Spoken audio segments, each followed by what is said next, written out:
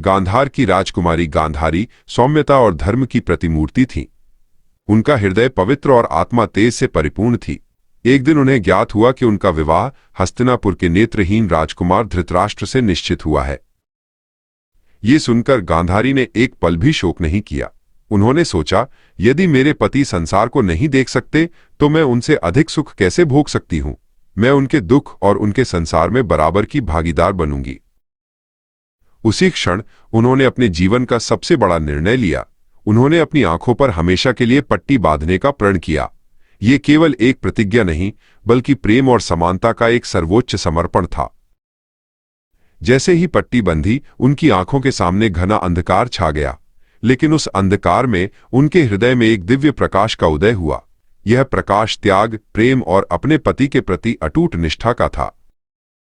विवाह के पश्चात वो अपने पति धृतराष्ट्र के साथ खड़ी हुईं।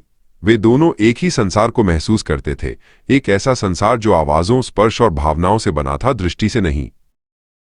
समय बीता और गांधारी 100 पुत्रों की मां बनी।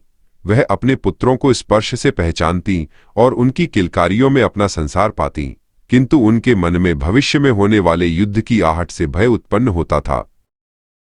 कुरुक्षेत्र का विनाशकारी युद्ध समाप्त हुआ। गांधारी ने अपने सभी 100 पुत्रों को खो दिया। उनका हृदय दुख के सागर में डूब गया और उनकी पट्टी आंसुओं से भीग गई।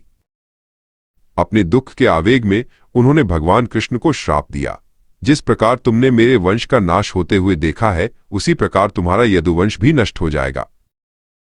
वर्षों बाद गांधारी और धृतराष्ट्र ने राजपाट त्याग कर वन में आश्रय लिया।